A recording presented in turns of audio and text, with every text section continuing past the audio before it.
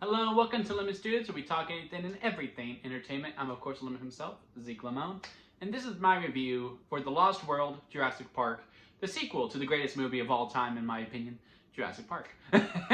um, yeah, so this one takes place, focuses on Ian Malcolm, and it goes to the Lost World, which is Isla Sorna, not Isla Nublar, where John Hammond explains, oh, but this is, we let the dinosaurs run free. This is where we make the dinosaurs and then we transfer them over to the park. Even though in the first movie they explained how they did everything at the park itself and then transfer them over to their habitats and all that stuff. But hey, it is what it is. And we have some new characters. We have Dr. Malcolm's girlfriend that I cannot remember her name off the top of my head, and I was like, you know, Sarah Harding, because I was going to talk about the funny moment that happens in it. We have his daughter, because, you know, there is a Jurassic Park playbook. You have to have a different kid. It looks like Dominion's going to finally break that curse and just have the same kid, but you do have to have a kid in every Jurassic movie. And then, yeah, and it's just these four people going off to this island, and then John Hammond's nephew goes to try to bring the park over to America and all that stuff, and then, you know, in this movie, they had the saying of more, bigger, better. If you know you just have more, you make it bigger, it'll be better than the first one.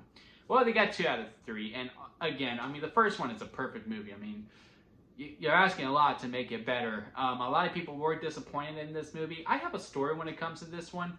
See, my family used to make trips to Waco all the time.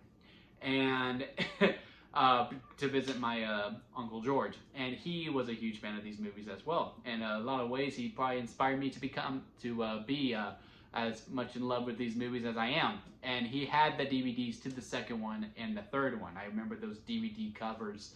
The second one, The Lost World, had the raptors around it and all that stuff. It looked really, really cool.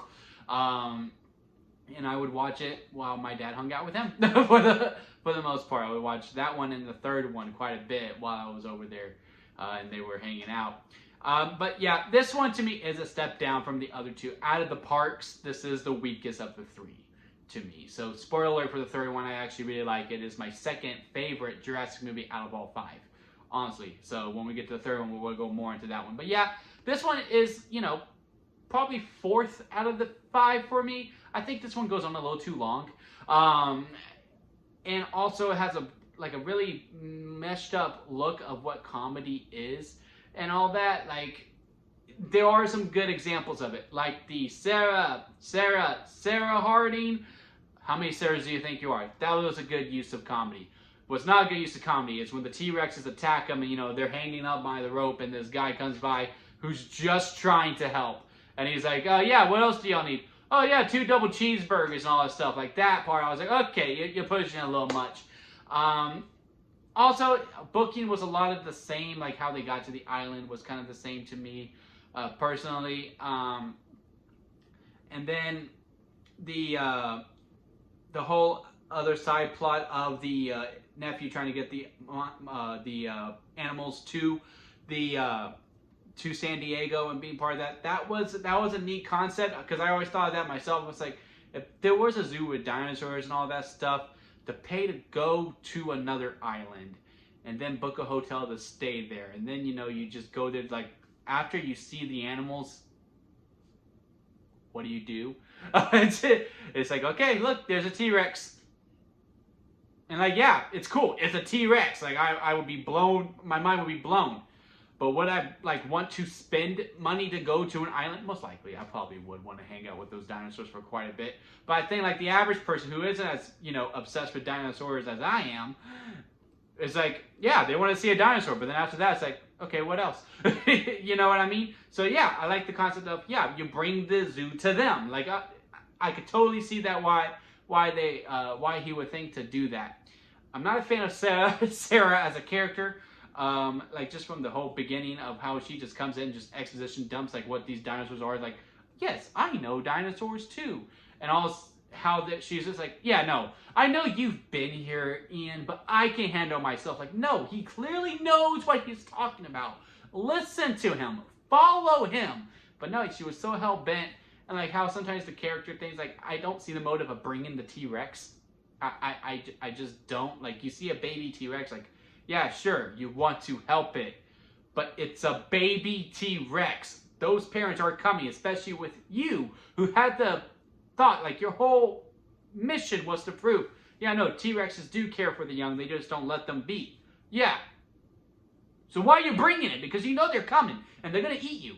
But anyway, we'll move on past that. But yeah, it's a little too long. I think it takes a little while to get to the island, and the stuff in the island isn't as captivating as the stuff from the first one, in my opinion. The Stegosaurus scene is pretty cool.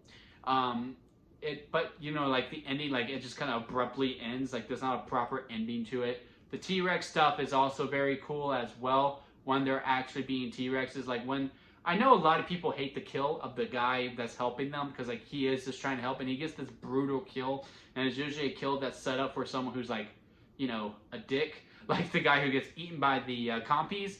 But like when they're being T-Rexes and they're doing that, I'm enjoying that quite a bit. Like I was like, okay, yeah, no, that's being T-Rexes. Then when they come in and the stuff in the tent, as stupid as it is that she still kept the damn the damn jacket. Like I don't know why you're still wearing the jacket. And these raptors are the worst raptors in the whole entire franchise to me. The whole entire franchise. Like it doesn't even come close. These raptors are just boneheads. Like they're not really smart. Like their introduction is badass. Like when they're coming through the grass and all that, like very cool, very creepy. But then after that, you're just brute, like going through glasses, running through doors and all this stuff.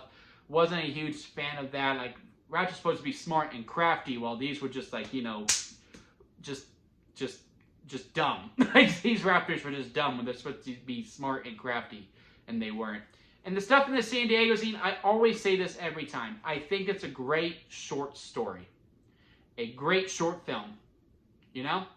This movie, if this was a short film that came out, like, you know, a little bit after The Lost World, like, yeah, they brought the T-Rex to San Diego, and this is what happened. Great. It had no business being in the movie. It had no business. There's some good spots with it. You know, them bringing animal control, like no animals beyond this point as the T-Rex crashes through and then roars at San Diego. Like that's a fun bit. And again, sending animal control to like take down the T-Rex. Like, what the fuck is animal control going to do? Like, there's some fun with the San Diego scene. It just was not needed. Like when they beat the Raptors and they get on the plane and they're flying off, the movie's over. It's done. And you just add another 10 to 15 minutes. So again, another great short story. Just wasn't needed in the movie, in my opinion. And also, I was always Team Grant more than Team Malcolm. Like, Dr. Grant was me as a child. Like, I was like, yeah. Always so fascinated with the dinosaurs. Like, yeah, this T-Rex is eating this Gallimimus. And I'm just like, wow. Look at the way he eats. And like, just so memorized by them. Like, oh yeah, we should probably go. Not like Malcolm, who, you know, who was also trying to take Grant's girl this whole time. I'm still upset about it. So, you know, I just wasn't as drawn to Ian as I was to Malcolm as a child. Now, you know, I appreciate Malcolm a lot more, and, you know, I do appreciate the movie more. Also, like, I fast forward through quite a bit of this. Like, with the first movie as a child, who really cared more about the dinosaurs than the actual movie, before, you know, I grew a brain and I was like, wow, this movie's amazing. I always fast forward until it got to the island. Once it got to the island, I stayed the whole entire time. I even stayed through the dinner scene and all that stuff where, you know, most kids fast forward. I keep that. With The Lost World, if there wasn't a dinosaur, I usually fast forward it, or, you know, I kept it on a little bit. But, you know, I would fast forward through stuff on the island. I wouldn't just stay on it. Same with the third one. You know, I fast forward until they got to the island. I even kept the island part, which I'm going to defend in the third one. When we get to the third one, I'm going to defend the Allen scene, because I think it's needed. I think it's necessary. I like the Allen scene. But, yeah, The Lost World. If there wasn't a dinosaur, I didn't really care for anything that much. As an adult, I do appreciate a lot more of the nuances. There is arcs and all that stuff. I do appreciate it. I just think it runs a little long. I'm not as attached to Malcolm as I am to Grant. And again, the San Diego scene just wasn't needed to me. I do like the cold open with the girl, because I like it a lot more now because it was in the original book, which is very funny because they asked Michael to make a second book, and then they basically used nothing from it besides the character names, is from my understanding of it. But yeah, if Jurassic Park is a strawberry lemonade, again, it's one of those very few perfect movies that I put up there with like Shawshank, The Silence of the Lambs, and like I think 2 other movies I can't think of off the top of my head that I think are absolutely perfect to me.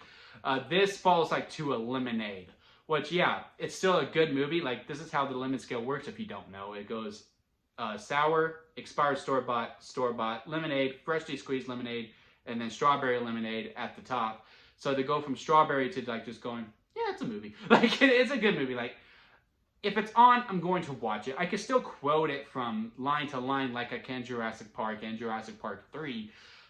But if I have to choose between the 3, it ain't gonna be my first choice. It will be third. Every time I do try to rewatch, I'm like, you know, a lot of people say this one's better than 3. I just don't see it. So yeah, those are my thoughts on The Lost World, Jurassic Park. What did y'all think about it? Comment below and let me know. If you like this video, give it a thumbs up. And if you like me, hit that subscribe button as I'm trying to grow into my YouTube career. We are trying to get to 100 subscribers, so help me get to that goal. And that will be it for me, guys. I'll see you here next time at Lemon Studios.